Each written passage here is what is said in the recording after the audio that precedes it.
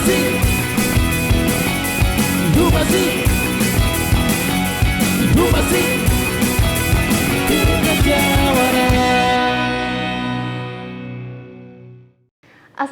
warahmatullahi wabarakatuh. Shalom, Om Swastiastu, Namo Buddhaya, salam kebajikan dan salam sejahtera untuk kita semua. Halo Sobat Jawara, bertemu lagi di Humasin, podcast resmi yang membahas seputar Untirta bersama saya Gowin. Nah, karena masih dalam suasana pendaftaran Pasca Sarjana Gelombang 2, di episode kali ini kita akan membahas tentang salah satu program studi, yaitu Pasca Sarjana Ilmu Hukum di Untirta. Nah, sekarang telah hadir bersama saya Bapak Dr. Firdaus SHMH selaku Wakil Dekan 1 Bidang Akademik Pasca Sarjana Ilmu Hukum Untirta. Halo Pak, apa kabar? Halo, Assalamualaikum. Waalaikumsalam. Kabar baik ya Pak? Baik. Nah, sudah siap nih Pak kita sharing-sharing tentang penerimaan mahasiswa baru di Pasca Sarjana Hukum Untirta. Karena di episode kemarin kita sudah dibahas oleh Pak Tono seputar jadwal dan juga prosedur pendaftaran Pasca Sarjana Gelombang 2. Kita akan membahas lebih dalam nih Pak sekarang ya untuk program studi ilmu hukum. Jadi buat Sobat Jawara nih yang masih penasaran tentang ilmu hukum khususnya Pasca Sarjana di Untirta, nah kita akan kupas secara tuntas bersama Pak Firdaus sekarang. Di sini saya sudah rangkum beberapa pertanyaan nih Pak, nanti mohon bantu dijawab ya Pak. Baik. Nah oke, pertama boleh dijelaskan Pak profil dari program Pasca Sarjana Hukum Untirta tentang latar belakangnya, visi misi atau tujuannya, boleh Pak silakan. Baik, terima kasih banyak. Dengan Mbak siapa? Lupa. Gowin. Mbak Gowin, terima kasih banyak. Ya, saya akan sedikit menjelaskan bahwa Pasca Sarjana Untirta ini itu berdiri sejak tahun 2012 ya, sampai saat ini. Jadi kalau kita lihat perjalanannya dari 2012 sampai 2024 sekarang. Kita posisi sekarang ini yang termasuk keunggulannya itu akreditasinya sangat baik. Jadi 2 kemarin baik, sekarang sangat baik. Jadi alhamdulillah hasil reakreditasi kemarin kita sangat baik. Itu merupakan satu hasil penilaian ya dari capaian yang diumumkan oleh Bank PT. Badan Akreditasi Nasional Perguruan Tinggi Negeri. Nah, sejak berdiri 2000 atau sejak beroperasi berjalan 2012, jumlah alumni yang kita hasilkan itu sudah mencapai di angka 950, ya, dan sudah berkiprah di mana-mana. Dan juga memang berasal dari berbagai latar belakang, dari praktisi hukum, baik itu di pemerintahan, jaksa, hakim, kemudian sebagian besarnya juga sudah jadi dosen dan tersebar di seluruh Indonesia. Kemudian dan alhamdulillah bisa diunggulkan, bisa diandalkan ya. Sebagian sudah jadi kaprodi dan lain sebagainya. Bahkan alumni kita juga ada yang wali kota Cilegon ya kan, itu alumni hukum Untirta. Kemudian banyak juga politisi di DPRD, bahkan juga pernah ada salah satu alumni kita itu dari DPR RI, pernah komisi 3, kemudian dia pindah di komisi 10 bidang kesehatan kalau saya tidak salah. Ada alumni kita dari DPR dan selesai ya, sudah magister hukum dari Untirta. Kemudian untuk saat ini jumlah mahasiswa yang aktif itu ada sekitar 159, saya lihat catatannya 159 yang sedang dalam proses. Nah kita ini sudah kemarin juga membuka dan hukum alhamdulillah termasuk di gelombang pertama tertinggi ya, sekitar sebanyak 28 orang yang di gelombang pertama. Dan kita coba buka gelombang kedua karena memang kita kuotanya kan sampai berapa itu 60 ya, sampai bahkan 100. Jadi kita manfaatkan kesempatan itu untuk membuka akses kepada masyarakat, siapa tahu berkeinginan untuk melanjutkan studi S2, mengembangkan ilmunya ya, mencari ilmu, karena itu adalah ibadah panjang yang tidak ada hentinya, tidak ada putusnya. Iya kan, ibadah panjang sampai kemudian kita kembali menghadap sama yang kuasa. Nah, kalau kita lihat lagi profilnya bahwa salah satu ikon perguruan tinggi itu kan ada di tenaga pengajarnya. Betul, ya kan? Jadi orang tertarik masuk mencari ilmu biasanya kan yang dilihat selain akreditasi institusinya itu juga terkait sebenarnya dengan sumber daya manusianya, baik tenaga pendidiknya maupun tenaga pengajarnya, tendiknya dan tenaga pengajar. Nah, kalau hari ini saat ini Untirta itu khususnya Fakultas Hukum memiliki 3 guru besar. Ada 3 guru besar dan kemudian doktor yang berpangkat lektor kepala itu ada sekitar 10 orang. Kemudian doktor yang berpangkat lektor ada sekitar 8 orang. Jadi dari sisi SDM dengan beragam disiplin ilmu itu luar biasa.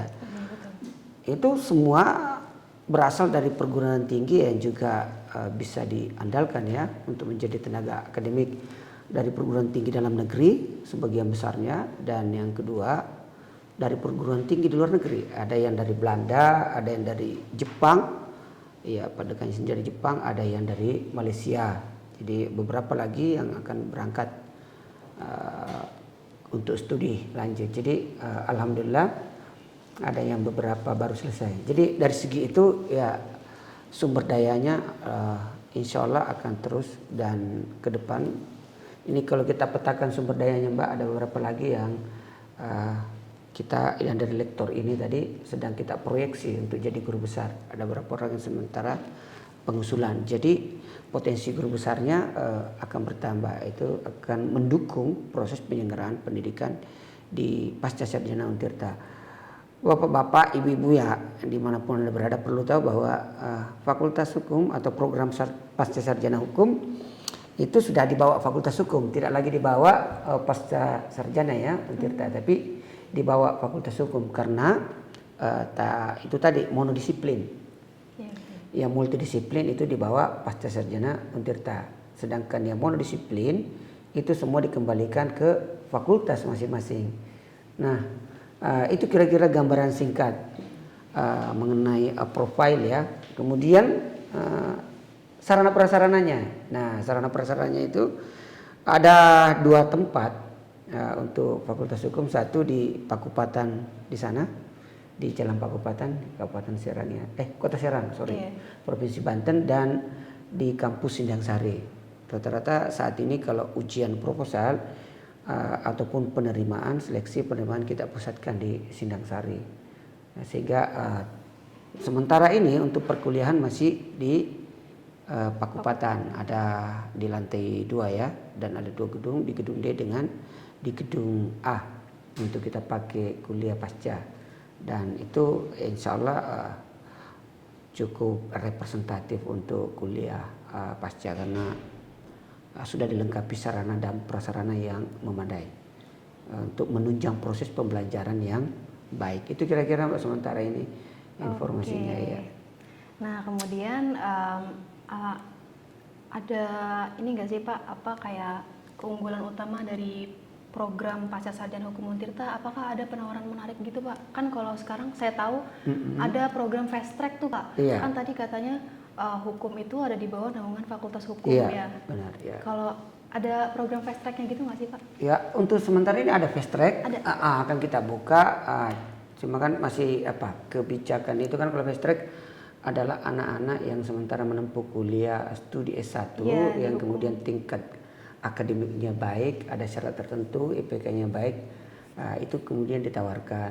Nah, kita belum tahu kebijakan fast track ini nanti terutama di UKT-nya ya. Itu kalau anak fresh graduate yang kemudian mau fast track itu berapa? Itu belum ditetapkan oleh universitas. Kalau itu sudah ditetapkan, maka kita akan buka fast track. Tapi sebenarnya kebijakannya sudah ada. Sudah ya, keputusan pada bentuk fast track ya, sisa pelaksanaannya. Nah, itu ke depan akan kita laksanakan. Tentu itu semua kalau ditanya apa keunggulannya, kita tidak bisa lepas dari visi misi universitas ya. Yang sudah kita pada tahu semua dan kita coba juga terjemahkan di level fakultas visi misi itu. Kalau visi misi yang kita bawa sekarang itu terkait dengan terwujudnya Fakultas Hukum yang Fakultas Hukum Untirta sebagai model role model di bidang ilmu hukum dalam mendukung Untirta menuju PTN berbadan hukum.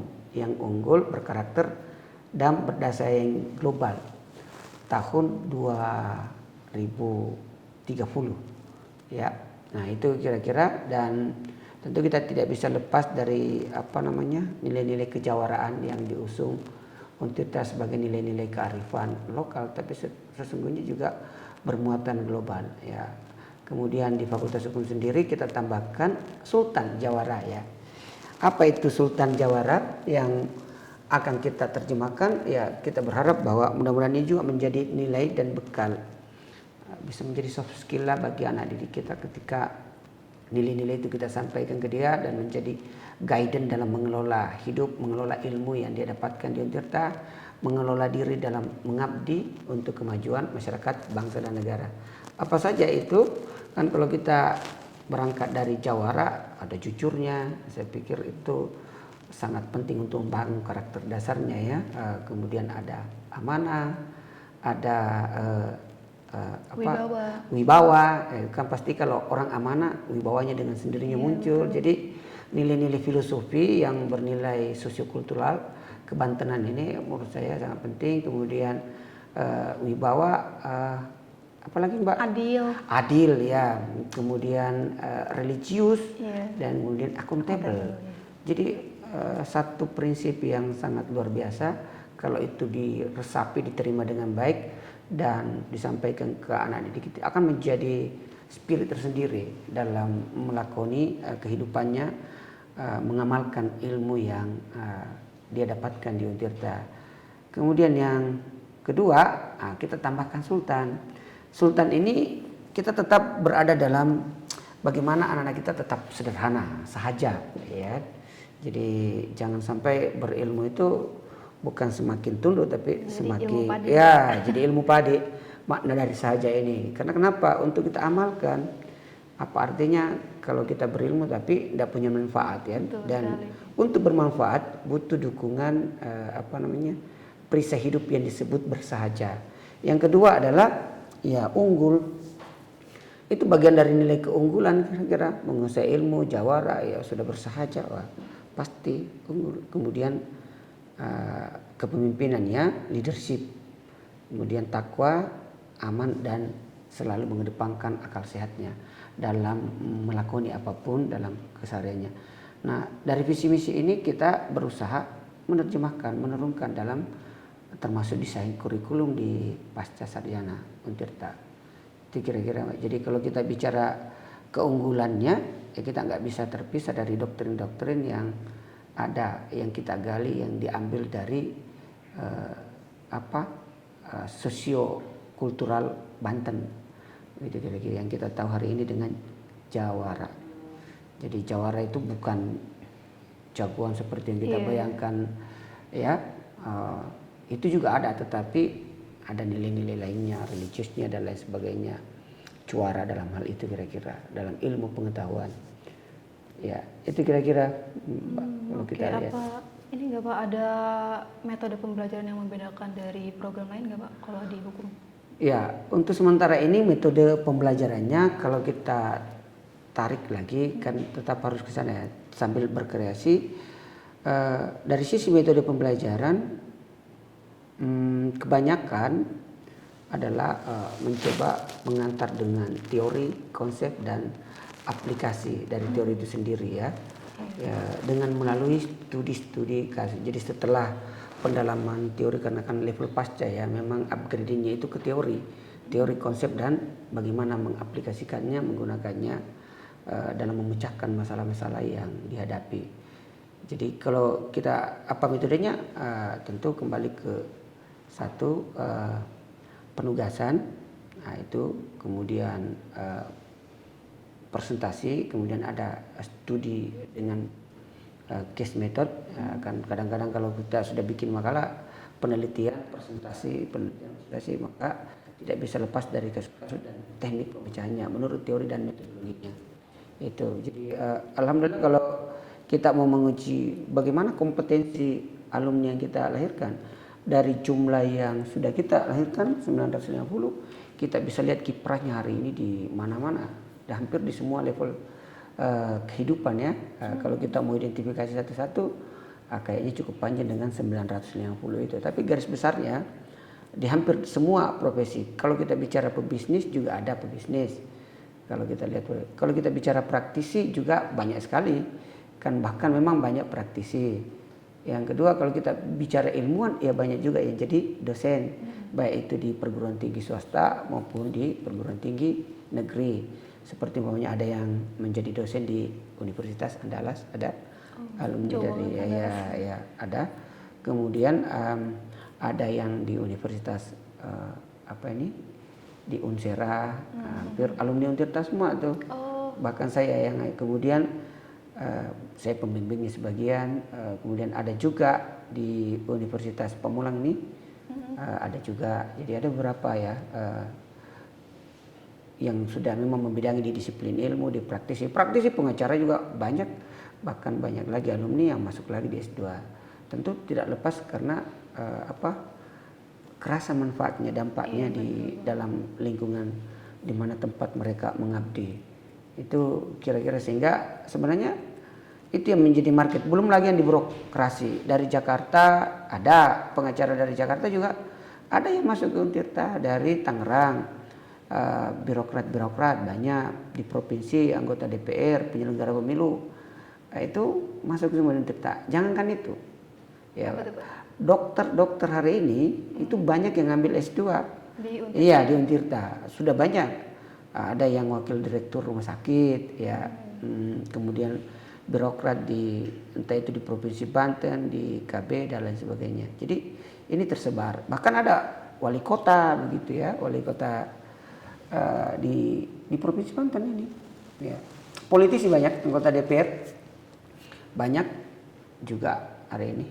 Ya, ada beberapa yang tidak usah saya sebutkan ya, tapi kalaupun juga disebutkan pasti juga orang tahu karena sudah jadi tokoh semua hari ini.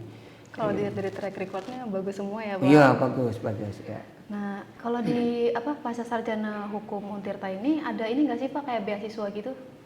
Sementara ini yang pernah dilakukan ada ya, karena dia memang bidik misi, kemudian karena sukses menjadi cum laude di Fakultas Hukum, maka kemudian Untirta memfasilitasi beasiswa. Itu yang sekarang sudah jadi dosen itu, sekalipun tidak full ya, hanya ditanggung SPP-nya, UKT-nya, uang kuliah tunggalnya. Itu ada, sempat ada. Itu data yang saya tahu.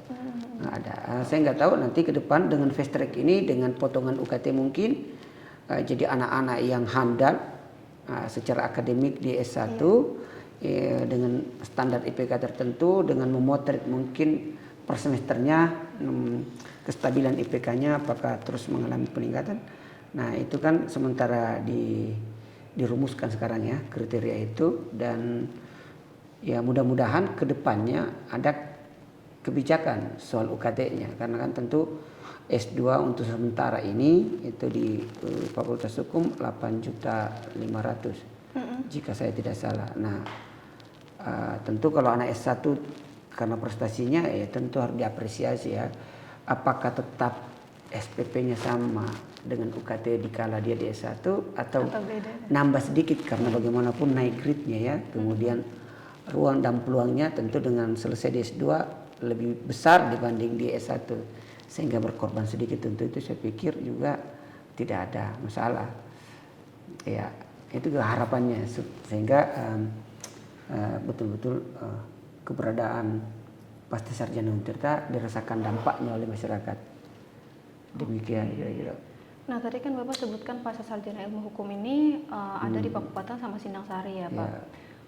Fasilitas apa aja sih Pak yang disediakan oleh pasca sarjana ilmu hukum selain kayak ruang kelas, atau mungkin ada ruang-ruang lain gitu untuk kepentingan pembelajaran ilmu hukum?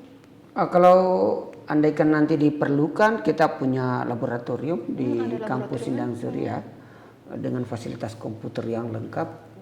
Jika memang diperlukan, nanti tergantung kita lihat dulu perkembangan metode pembelajarannya, karena kan kadang berganti-ganti metode pembelajarannya. Sekarang ini kebanyakan kan karena tadi saya bilang teori, konsep dan penerapannya, jadi banyak sih ke riset-riset ya, dan diupayakan perkembangan terakhir ini riset-riset itu menuju ke publikasi sekalipun itu tugas. Jadi sehingga ada dorongan untuk betul-betul menjaga originalitasnya, sehingga ide-ide kreativitasnya itu muncul dan bisa menjadi sumber bahan-bahan bacaan bagi siapa saja yang mendalami ilmu di bidang ilmu hukum. Itu kira-kira. Nah, kalau pasca sarjana ilmu hukum ini ada helpdesk-nya gitu nggak sih Pak? Ada helpdesk-nya. Ada ini sosmednya? Ada sosmednya, ada Instagramnya ya. Jadi Instagram Fakultas Hukum silakan bisa juga. Fakultas Hukum kan ada 2 prodi di bawahnya ya. Ada prodi S1, ada prodi pasca. Ada juga websitenya, bisa juga langsung ke website Fakultas Hukum Untirta, dan Facebooknya juga ada. Facebook ya juga ada, Instagram ada, dan lain sebagainya ya. Ada Twitternya juga ya. Kalau saya tidak, semua media sosial berusaha untuk kita jangkau supaya menyebarkan informasi mengenai Fakultas Hukum lebih terbuka dan masyarakat gampang mengaksesnya gitu. Oke, kemarin saya dapat informasi gitu Pak dari website. Jadi di pasca sarjana ilmu hukum ini juga terbagi ke dalam berbagai konsentrasi ya Pak? Oh iya, benar. Nah itu boleh disebutkan Pak konsentrasinya apa aja? Iya, kalau ke konsentrasi, ada konsentrasi bidang hukum ketatanegaraan, kemudian ada konsentrasi hukum pidana, ada hukum perdata, pidana, perdata, ketatanegaraan. Untuk sementara ya itu ya, konsentrasi itu. Jadi tentu dengan orang datang backgroundnya ya, sebenarnya juga ada konsentrasi yang terakhir hukum kesehatan. Hukum kesehatan. Ya, cuma untuk sementara ini masih dilebur dulu dalam ilmu hukum. Tapi selama ini sudah ada ya, makanya kita juga punya alumni, orang-orang kesehatan banyak, dokter banyak ya. Ada yang spesialis, ambil lagi magister hukum. Ya ada spesialis dari Pandeglang, dari Lebak, dari Tangerang, kemudian dari Serang sendiri. Gitu. Nah itu termasuk program-program unggulan kan, karena kalau hukum perdata tentu speknya mengenai hubungan antar orang. Nah, biasanya soal dagang, bisnis dan lain sebagainya.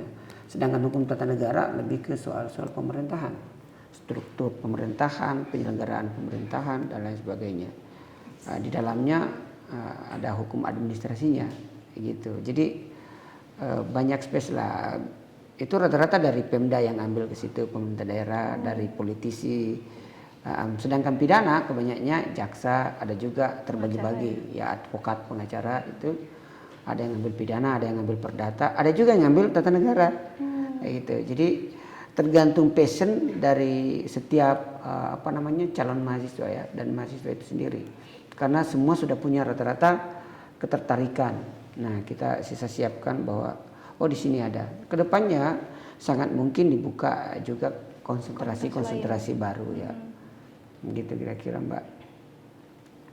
Oke, mungkin kita udah sampai ke penghujung acara podcast ini. Boleh disampaikan Pak closing statement Bapak untuk pasca sarjana ilmu hukum, harapan Bapak atau yang lainnya? Ya, jadi harapan saya ya tidak usahlah jauh-jauh ya, terutama yang ada di seputaran Banten untuk belajar ilmu hukum.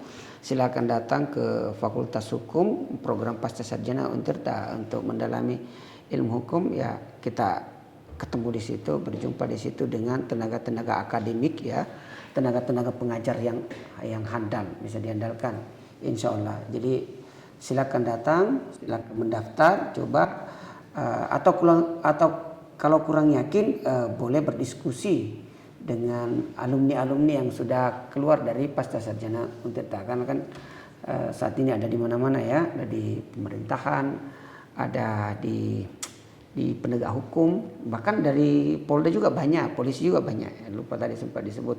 Jadi hampir semua aspek kehidupan sudah ada. Kalau Anda kurang yakin dengan Untirta pasca sarjana, coba tanya alumninya, karena udah banyak alumninya ya.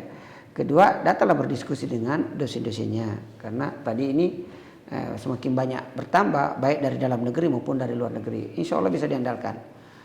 untuk membantu Anda mengembangkan ilmu pengetahuan di bidang ilmu hukum. Itu kira-kira Mbak. Oke, baik. Sebelumnya terima kasih Pak Firdaus atas waktu dan informasinya yang sangat bermanfaat ini. Nah, buat Sobat Jawara, gimana nih? Apakah sudah semakin yakin untuk memilih Pasca Sarjana Ilmu Hukum Untirta? Nah, diingatkan lagi ya untuk Sobat Jawara, untuk informasi selengkapnya seputar Pasca Sarjana bisa dicek secara berkala di website pmb.untirta.ac.id. Nah, demikian episode di Humasin kali ini. Sampai jumpa di episode berikutnya.